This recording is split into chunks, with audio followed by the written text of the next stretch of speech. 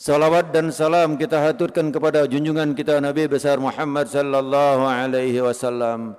Mudah-mudahan kita semua hati kita dengan ampunan Allah dibukakan oleh Allah, hati kita dibersihkan oleh Allah, hati kita disucikan oleh Allah, diterangkan oleh Allah, mendapatkan nur dari Allah sehingga hati kita akan tergetar cinta kepada Allah dan cinta kepada Sayyidina Muhammad Rasulullah sallallahu alaihi wasallam. Bapak-bapak, ibu-ibu rahimakumullah, pada kesempatan ini kami ingin menyampaikan betapa pentingnya rahasia daripada taharah, yaitu tentang bagaimana rahasia medis di balik adab buang air kecil. Bapak, ibu-ibu rahimakumullah, kalau kita perhatikan, kita sering lupa bahwa kunci salat itu ada pada wudu. Apabila wudunya tidak beres, maka secara otomatis salatnya tidak beres. Wudunya akan ditentukan dari taharahnya. Kalau taharahnya tidak beres, maka wudunya akan tidak beres dan salatnya juga akan tidak beres. Satu contoh, apabila kita salat 4 rakaat, atau misalnya salat isya berjamaah, terus kemudian kita sebagai makmum keluar angin, atau dalam bahasa kita Indonesia mungkin kentut ya, keluar angin, pas keluar angin. Bagaimana salat kita? Sebenarnya salat kita enggak apa-apa. Salat kita sebenarnya enggak apa-apa. Yang jadi masalah wudunya. Wudunya batal. Maka kenapa batal? Karena kita buang angin tadi. Bagaimana tentang air yang ada? Rasulullah sallallahu alaihi wasallam dalam satu hadis beliau menyampaikan supaya berhati-hati di dalam buang air kecil. Kenapa? Karena azab kubur yang paling banyak itu adalah al-lisan dan buang air kecil.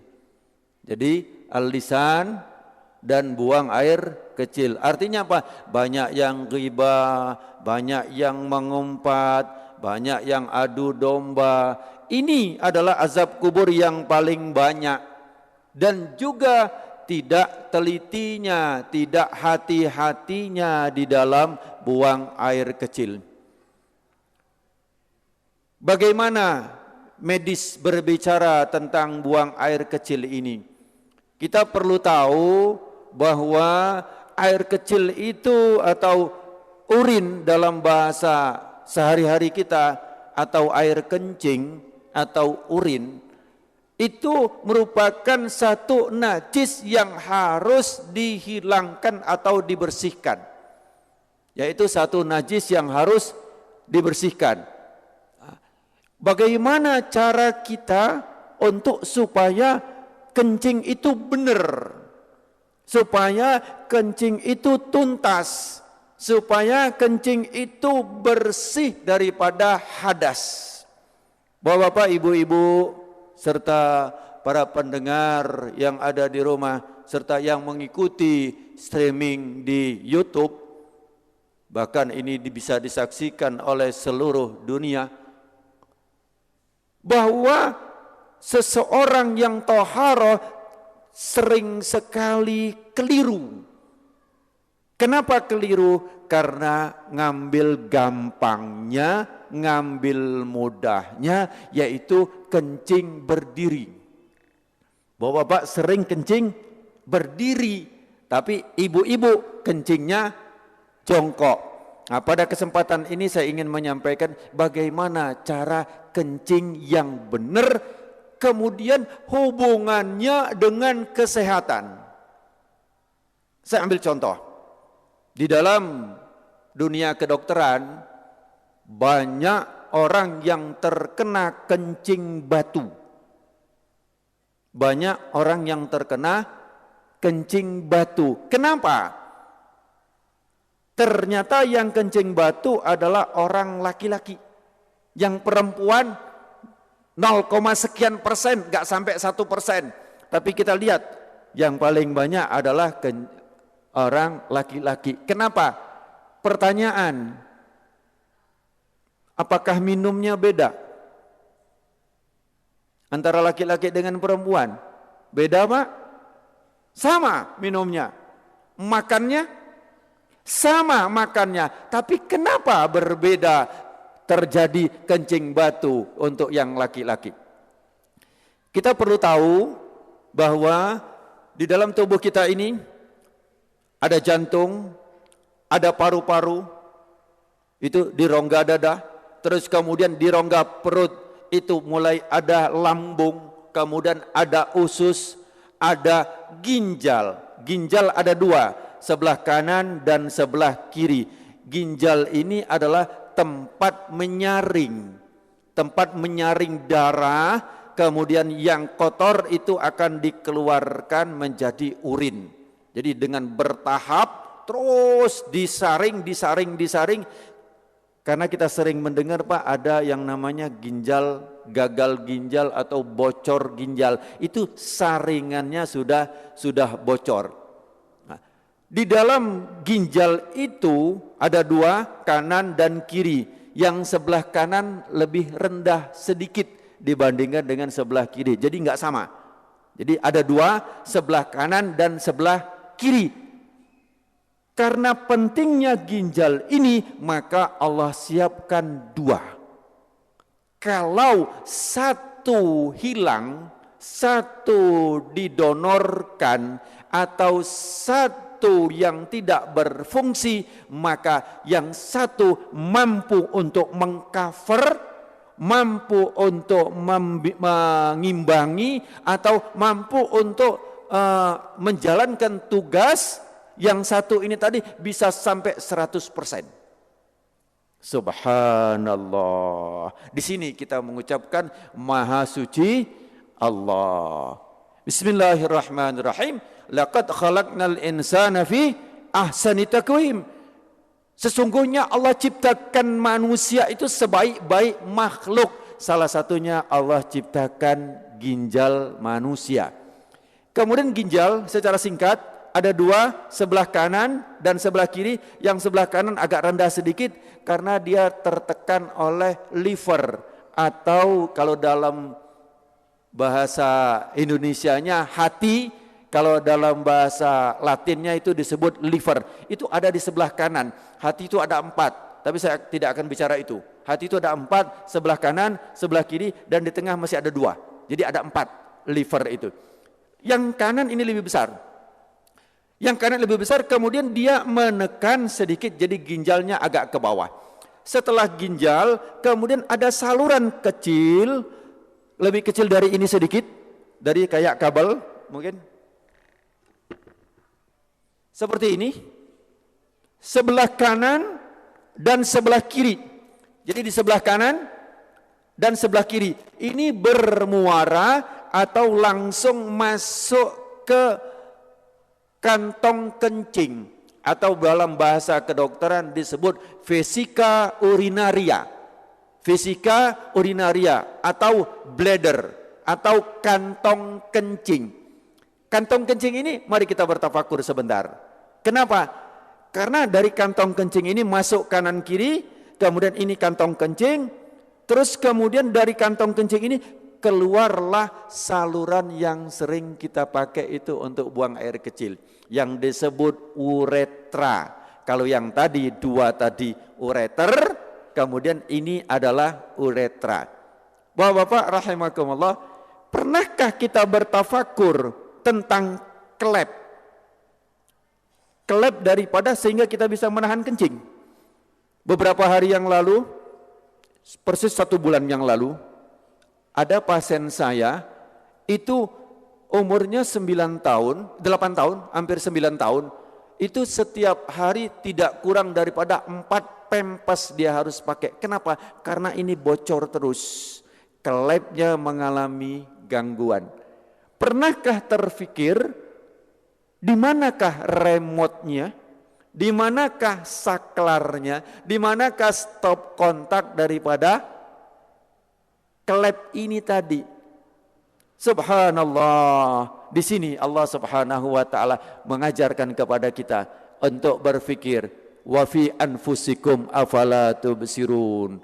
Wa fi anfusikum afala tubsirun, dan pada diri kalian itu kata Allah, apakah kalian tidak pernah memikirkan?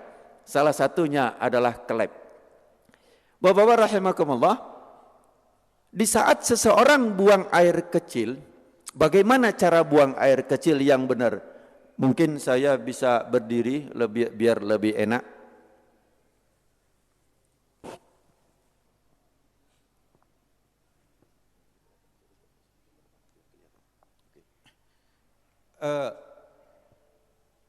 Di saat seseorang yang kencingnya berdiri, bisa dengar Pak?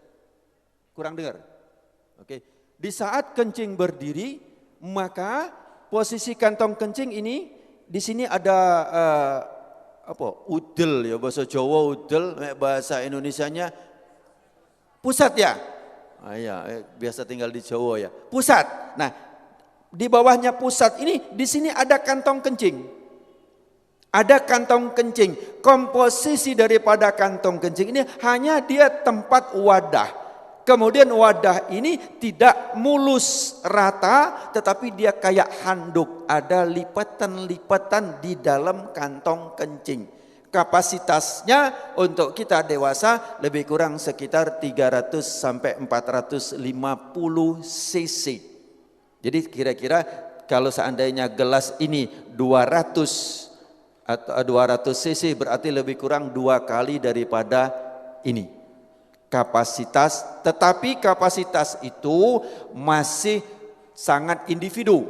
Artinya Bapak belum tentu sama dengan ini belum tentu sama. Begitu juga yang perempuan. Bagaimana cara toharoh yang benar?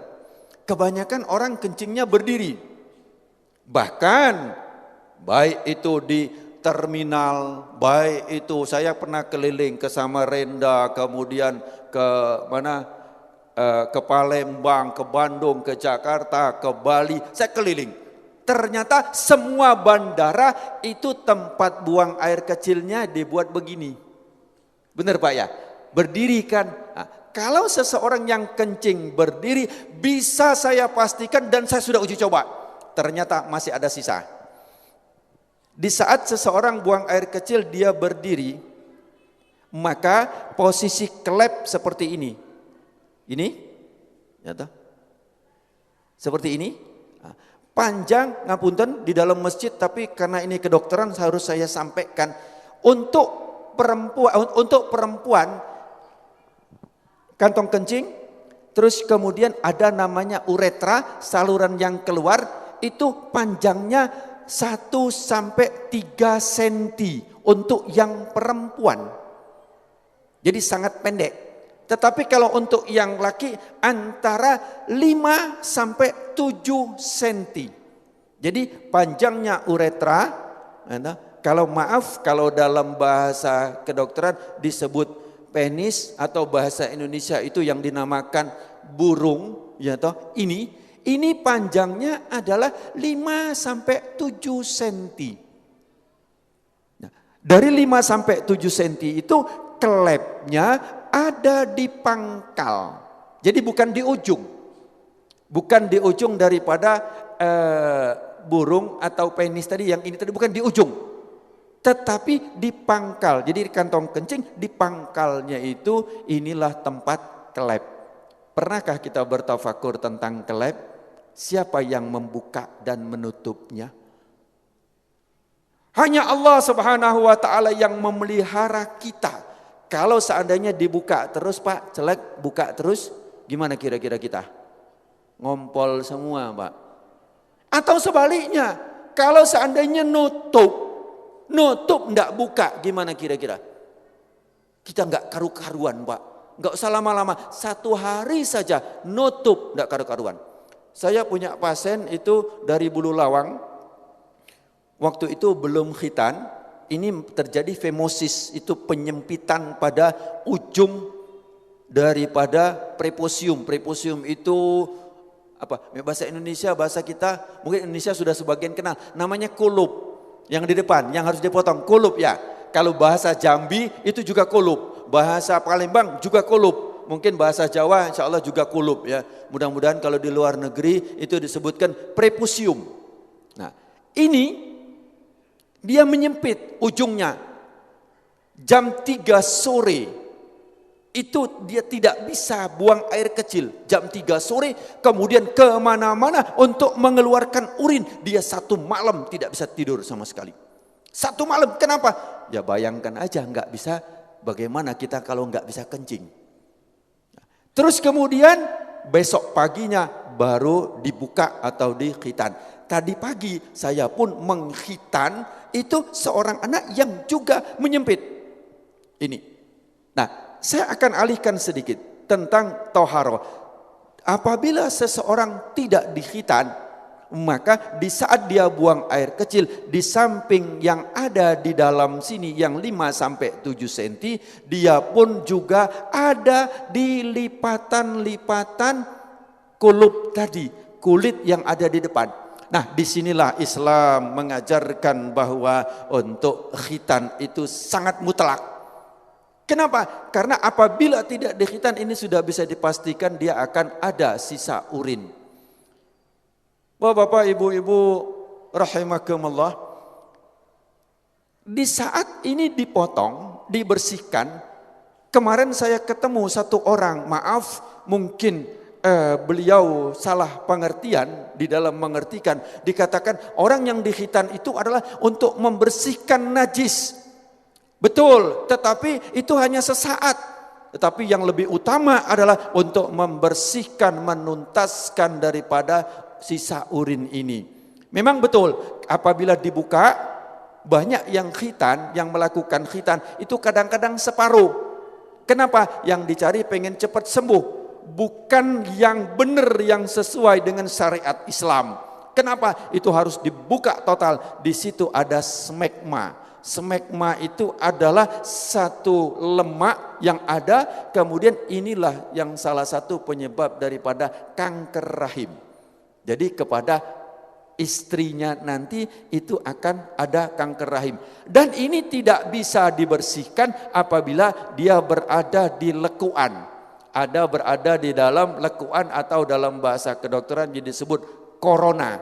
Itu ada lekuan, di situ di dalam itu. Itu bisa dibersihkan kalau di anestesi atau dibius dulu, baru dibuka total. Bapak-bapak rahimakumullah, bagaimana cara hitan yang benar? Kalau hitannya itu miring, maka dia masih ada sisa.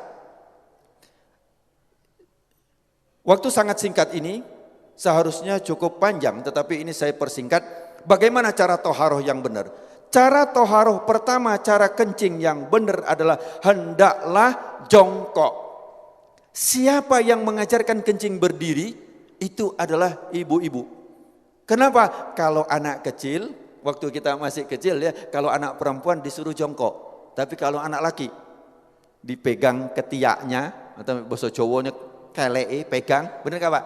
Celak begini kan, disuruh kencing berdiri. Bahkan kadang-kadang anak-anak kalau ada yang kencing jongkok dibilangi, oh kayak anak perempuan. Kencingnya kayak anak perempuan. Ini satu ajaran yang perlu kita luruskan. Perlu kita perbaiki bahwa kencing yang benar itu adalah jongkok. Apa hikmahnya? 1, nanti insya Allah saya akan kupas hikmah daripada kedokteran. Bagaimana cara jongkoknya? Yang pertama adalah seseorang kencing jongkok itu, saya ngadep ke sana, ini posisi kaki belakang. Jadi maaf, bukan begini. Bukan kaki ini rata, tidak, bukan begini. Ini. Tapi adalah dengan cara, ini saya tunjukkan ke belakang, dengan cara kaki kiri di belakang, gini, kemudian ini, apa bahasa Indonesianya apa ini? bokong atau pantat, ngapunten ya di masjid ya, tapi saya sampaikan nggak apa-apa ya. Ya, ini terus kemudian diletakkan di sini. Nanti saya ngadep ke sana yang ini. Ini jadi seperti ini. Monggo, kalau ada yang langsung praktek nggak apa-apa. Karena pernah pengajian ini saya sampaikan, ketemu saya 3 tahun yang lalu, dokter, alhamdulillah dokter, saya diajarkan bisa kencing, kemudian kencingnya enak gitu. Saya tanya gimana caranya? Lali. Lupa. Nah, bahasa Jawanya lali, bahasa Indonesianya lupa. Ya, jadi cara kencing, monggo. Kalau ada yang mau latihan nggak apa-apa. Karena belum tentu bisa. Ini. Terus kemudian saya ngadep ke sana. Kaki kanan berada di depan. Celak, ini tadi di belakang. Ini begini. Kaki kanan di depan, kaki kiri di belakang. Ini tidak boleh duduk gini. Jangan begini, ini najis semua. Jadi ini, monggo, latihan Pak. Belum tentu bisa. Nanti ini berhubungan dengan toharo. Kalau kencingnya tidak beres, wudhunya pasti tidak beres. Kalau wudhunya tidak beres, sholatnya tidak beres. Nah, ini. Terus kemudian yang kedua, kalau posisi seperti ini, maaf, seperti ini, maka kelep tadi posisinya seperti ini. Dia juntit begini. Sehingga setelah ini habis, dari kantong kencing habis, maka dia masih ada sisa di sini. Masih ada sisa di sini di saat nanti saya praktekkan. Kencing berdiri. Saya coba kamar mandi, saya kencing berdiri. Banyak kan di tempat-tempat itu kan kencing berdiri yang dibuat kayak gini itu kan banyak Pak. Terus kemudian saya coba sampai habis. Habis sudah saya lihat habis betul. Kemudian saya ambil tisu. Saya letakkan di sini. Saya ingin coba, saya letakkan. Kemudian di saat saya rukuk, saya coba di kamar mandi saya rukuk. Ternyata ini dapat tekanan basah tisu. Basah. Bagaimana kita sholat tapi enggak terasa. Kenapa? Karena dia sudah lewat dari klep. Kita pakai celana dalam, ya pakai celana dalam dari katun. Dari katun atau dari kain. Kira-kira tampak enggak? Enggak tampak, tapi celana dalam kita basah dari urin. Najis enggak celana dalam kita? Bagaimana sholatnya? Bagaimana wudhunya? Ini yang kita lupa. Ini yang kita lupa. Bahkan dalam satu sedikit senda gurau, ada sedikit senda gurau. Ada seorang anak tadi nanya, Pak, waktu dia kentut tadi, batal kan? Dia tanya, Pak kentutnya mana? Ada enggak? Enggak ada, tapi terus enggak sholatnya? Ayo, terus enggak kalau kentut Pak? Enggak wani kan? Tidak berani kan? Terus kan? Kenapa? Karena kentut. Tapi anak ini bertanya, Pak mana kentutnya?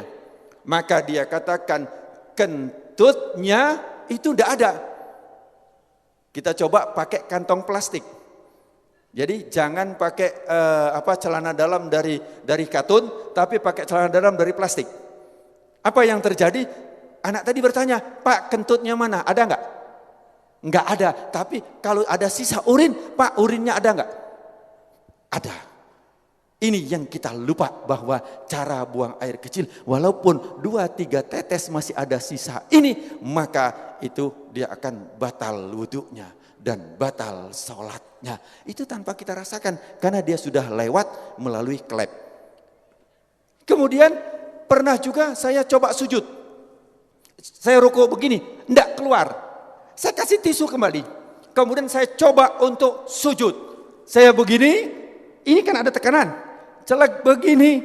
Setelah itu saya lihat di tisu ada basah daripada urin.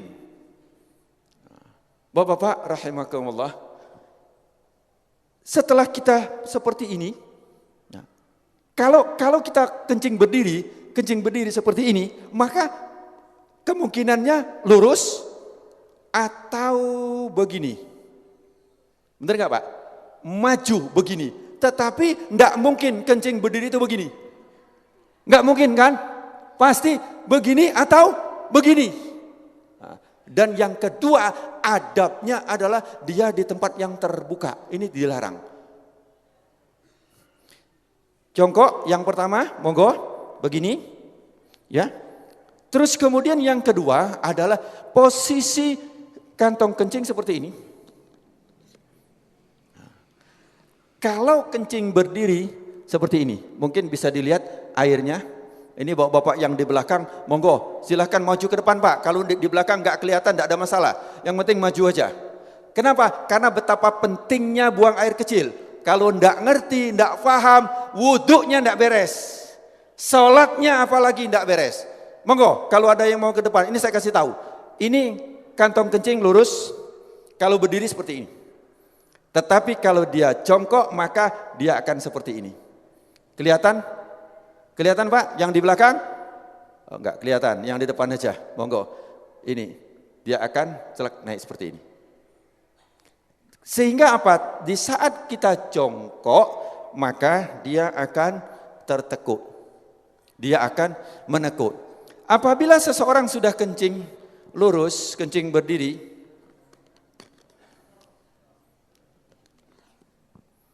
di saat buang air kecil selesai, bisa dilihat atau disut pelan, saya pelankan, ini lihat, ada sisa urin enggak? Ini 1, 2, 3, 4 cm, hanya 4 cm. Satu, ini ada kelihatan?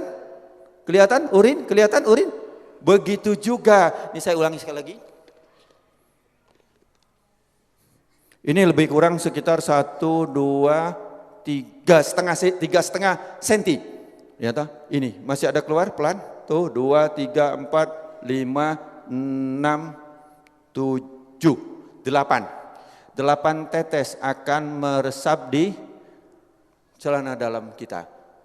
Karena apa? Karena dia sudah lewat klep. Sudah lewat daripada klep ini. Bagaimana cara benar yang benar? Jadi satu tadi jongkok. Kemudian yang kedua, posisi pundak. Ini pundak kita. Ini bukan lurus. Kalau lurus dia masih segini, maka dijatuhkan. Ini plek dijatuhkan. Jadi ini seperti ini, bukan lurus begini. Bukan lurus. Tetapi ini jangan gini. Ini jangan. Nah, gini duduknya enak banget. Plek ini kemudian dijatuhkan. Nah, di saat dijatuhkan itu, maka posisi klep tadi yang seperti ini dia akan turun ke bawah. Dia akan turun, seret akan ngadep ke bawah.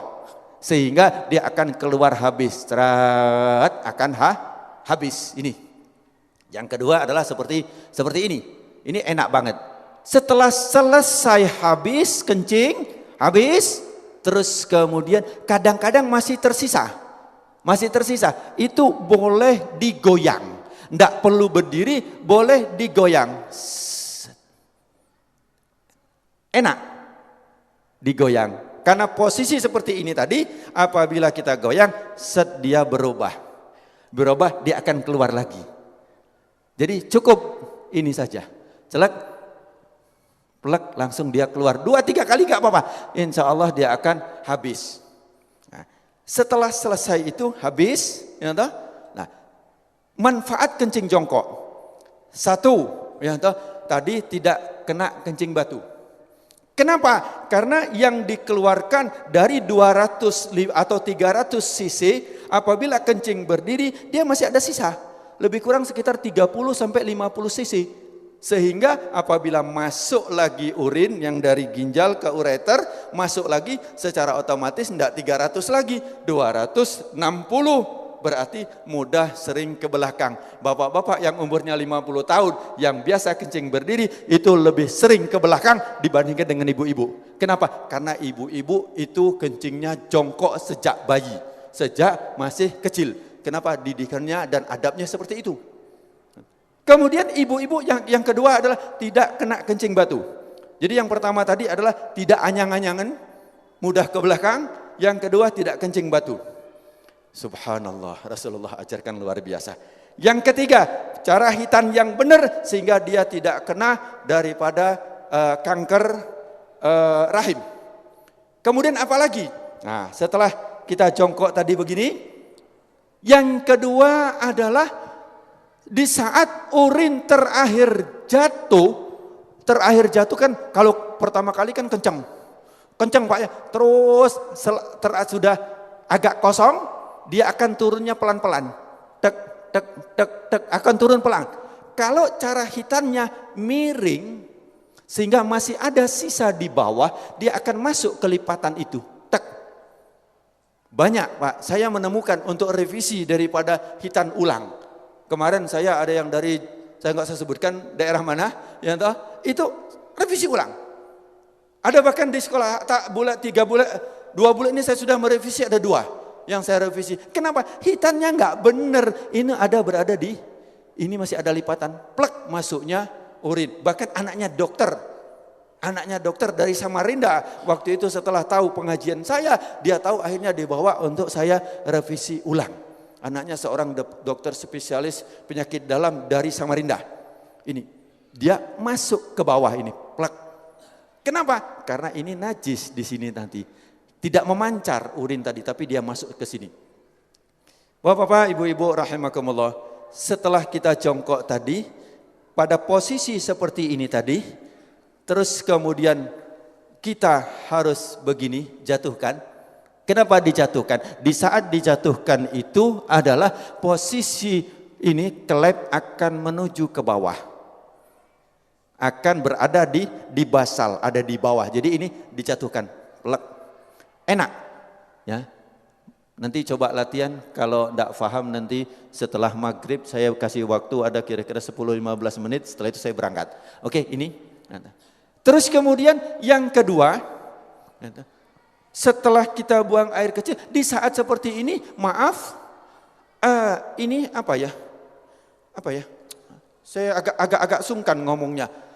Di belakang itu kan ada anus ya, atau tempat kita buang air besar. Nah, di saat kita seperti ini, maka ini mepet.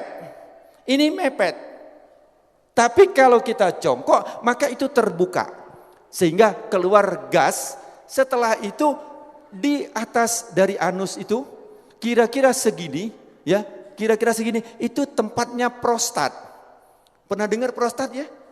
Sering dengar prostat. Yang kena prostat siapa? Laki-laki apa perempuan? Kenapa enggak perempuan? Perempuan juga punya. Tapi kenapa? Karena laki-laki yang kencing berdiri itu kemungkinan besar dia akan kena prostat. Yang kencing berdiri kemungkinan dia akan kena varises atau kena hemoroid atau ambeien. Kenapa? Karena kontraksi daripada, kontraksi itu apa ya? Apa ya bahasa Indonesianya kontraksi itu? Adanya tarikan seperti ini, itu yang di bawah itu tidak ada sama sekali. Kalau dia kencing begini. Tapi kalau dia gini, itu ada tarikan Pak, sehingga keluar angin, kemudian kontraksi daripada prostat yang ada di bawah itu bagus. Sehingga insya Allah dia tidak akan kena prostat, dia tidak akan kena kencing batu, kemudian dia tidak kena anyang-anyangan, kemudian juga dia tidak kena daripada ambeien. Setelah selesai seperti ini, yang kedua adalah hendaklah berdehem. Hendaklah berdehem. Ini yang kedua yang diajarkan oleh Rasulullah sallallahu alaihi wasallam adalah berdehem. Bagaimana cara berdehem yang benar? Ini juga penting. Berdehem yang benar itu bukan bukan. Berdehem yang benar itu perlu belajar. Gimana cara berdehem yang benar? Adalah dengan cara tarik nafas. Di saat ini tarik nafas, di saat seseorang tarik nafas, ini paru-paru mengembang, set. Kemudian ini ada batas antara rongga dada sama rongga perut. Ini ada namanya diafragma. Diafragma itu pembatas. Di saat seseorang narik nafas, itu seperti mangkok atau piring atau cakram, di mana dia akan lurus. Jadi diafragma di saat kita narik nafas, naik ini, lurus. Terus kemudian di saat kita hentakkan, dia akan ces begini. Di saat begini dia akan menekan rongga perut, kemudian dia akan menekan daripada kantong kencing, sehingga yang ditekan adalah bus, dia akan keluar. Tetapi kalau lego dik kini belum, jadi tidak keluar. Gampang ya, seolah-olah gampang. Saya belajar berdehem itu 15 hari. Yuk, bagaimana cara berdehem yang benar? Saya bertanya, 15 hari baru tahu dengan cara tarik nafas. Bukan cara berdehem kayak orang mau lewat ada sandalnya. Bukan. Jadi caranya adalah tarik nafas. Itu harus latihan sebanyak 3 kali. Begitu juga ibu-ibu. Ibu-ibu pun juga berdehem. Ini jarang kita dapatkan untuk berdehem ini, Pak. Ya, kemudian yang ketiga adalah, karena waktunya sangat mepet sekali. Yang ketiga adalah dengan cara diurut. Untuk yang perempuan itu adalah ditekan dengan menggunakan tangan kiri, ditekan di atas ini. Nanti kapan-kapan kalau ada pengajian khusus ibu-ibu, nanti akan saya jelaskan bagaimana cara menekan daripada kantong kencing dari atas. Plek, ditekan, dia akan keluar. Kalau untuk yang laki-laki, itu adalah dengan cara mengurutnya. Bagaimana cara mengurutnya? Adalah dengan menggunakan tangan kiri, bukan tangan kanan. Kemudian dengan tangan kiri itu cara mengurutnya bukan dilingkarkan. Nah, sebelum saya menceritakan tentang bagaimana cara ngurut, biasanya kadang-kadang ngapunten ini disentik. Benar, ini disentik, benar. Saya pengajian di mana-mana itu ternyata dokter itu harus disentik dokter. Nah, kalau disentik seperti ini tujuannya betul supaya tuntas, tapi caranya yang salah. Kenapa? Di saat begini maka dia akan ke paha sini dan ke paha sini. Celetik. Dan tidak terasa. Kenapa? Karena kita sudah biasa pakai celana sehingga tingkat kepekaan daripada ini sudah sangat sedikit. Sensitifnya sangat sedikit sehingga tidak terasa kalau kena hanya percikan 1 atau setengah tetes ke sini dan ke sini. Kemudian kita pun wudhu, kemudian sholat bagaimana badannya? Najis. Bagaimana celananya? Najis. Kita seolah-olah selesai. Belum. Kemudian yang ketiga adalah dengan cara ditekan. Bagaimana caranya? Bukan dilingkarkan. Jadi bukan dilingkarkan seperti ini. Melingkar? Bukan. Bukan juga kalau ini jam. Lingkar 12, 3, 6, 9. Ya. Bukan jam 3, jam 9. Bukan begini. Bukan seperti ini. Tetapi adalah jam 12, jam 6. Jam 12 itu adalah jempol untuk sebagai penahan, penopang. Kemudian yang jari kelingking. Jari apa ini? Kelingking ya, bahasa Indonesia kelingking ya. Jari kelingking ini adalah untuk ditarik ke depan. 1 kali, 2 kali, 3 kali. Dilakukan seperti itu. Kalau untuk yang perempuan dengan cara ditekan. Nanti tempat mana yang ditekan itu khusus untuk ibu-ibu. Ya, bagaimana nanti cara menekan untuk membuang air kecil. Bapak-bapak rahimakumullah. Saya ambil satu kesimpulan. Yang pertama, kalau kencing berdiri sudah saya uji coba, sudah saya lakukan, ternyata tidak mungkin kencing berdiri begini. Itu satu, pasti begini. Ya, atau malah begini, maka semakin juntit daripada kelepnya tadi pasti ke atas. Yang kedua, sudah saya coba dengan cara kencing berdiri itu, kemudian dilakukan dengan waktu kita ruku, kita sholat, itu saya coba untuk di kamar mandi ruku, ternyata dia keluar dan saya sudah coba dengan tisu. Jadi bapak-bapak nanti celana dalamnya akan basah, ya, tapi nggak kelihatan karena daya serapnya cukup ini, itu kalau kencing berdiri itu akan keluar, tetapi tidak terasa. Kenapa? Karena sudah melalui klep. Kemudian yang ketiga adalah cara hitan yang benar, maka dia tidak ada sisa sama sekali di bawah ini. Kalau masih ada sisa di saat yang tetesan-tetesan yang terakhir dia akan masuk. Dia akan masuk. Kemudian yang kedua adalah cara duduk yang benar. Cara jongkok yang benar adalah saya ulangi, kaki kiri di belakang, kemudian ini diletakkan di sini dengan nyaman, dengan enak. Ini, terus kemudian posisi yang kaki kanan adalah seperti ini, tapi ini jangan dijatuhkan. Sekali lagi ini bukan dijatuhkan, tapi begini. Jangan bingung, biasa saja, plek, enak, plek, biasa saja. Terus kemudian yang kedua, kalau agak gemuk ini boleh dibuka. Boleh begini, kalau agak gemuk. Yang kedua adalah posisi pundak jangan lurus. Kalau lurus kantong kencing masih seperti ini. Dan posisi daripada klep seperti ini. Harus jong begini. Dengan begini maka posisinya akan ngadep ke bawah, kelep akan ngadep ke bawah, ini juga akan tekanan. Ini bisa dilihat, ini dia akan menekan sini, akan ngelipat. Set, dia akan masuk ke dalam. Kedua. Kemudian setelah itu berdehem. Selesai, habis. Kalau belum habis, saya ulangi, begini, boleh begini. Boleh begini. Ya, untuk apa? Supaya dia akan begini, dia akan keluar, akan enggak anyang-anyangan lagi. Terus kemudian yang kedua berdehem. Cara berdehem, tarik nafas. Jangan biasa. Jadi kalau hanya belum. Terbukti cara evaluasinya kalau hanya dia di sini. Akan dirasakan di sini. Coba di sini. Tapi kalau tarik nafas pasti di bawah. Dia akan keluar. Tes 3 kali. Setelah itu baru kemudian dengan cara diurut. Tapi sebelum berdehem, sebelum diurut, tadi kita harus geser supaya dia ini. Bapak-bapak rahimakumullah, sebenarnya tentang toharo ini masih banyak yang harus kita kupas.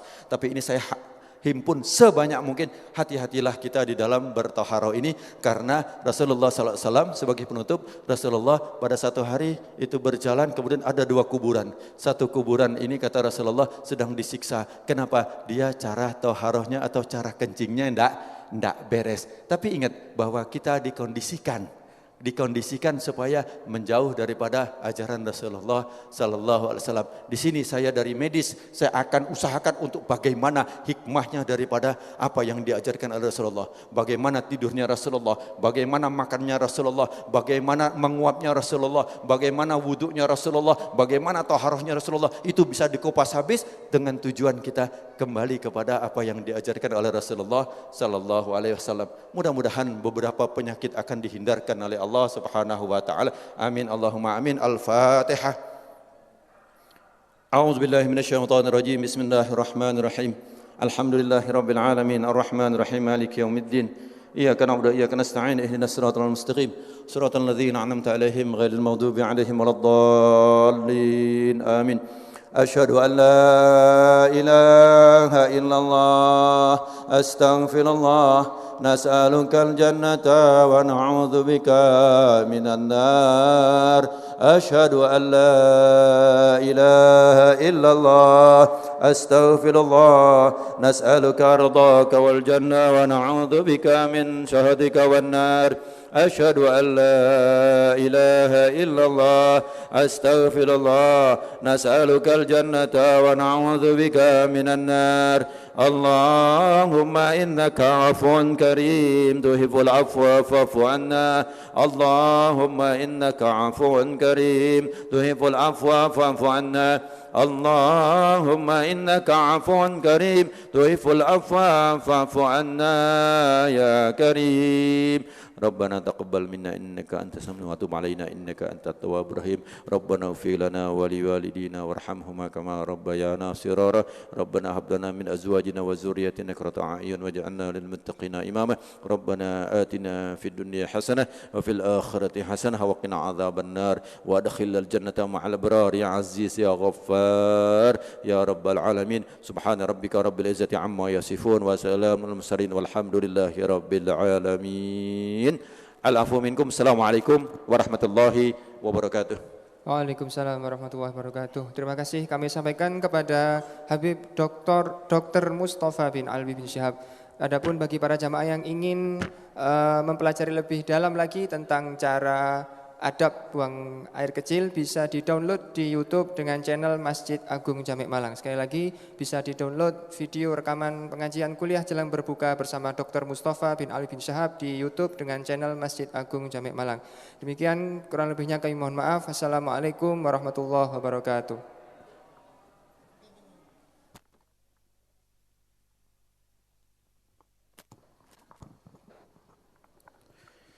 Para jamaah sekalian yang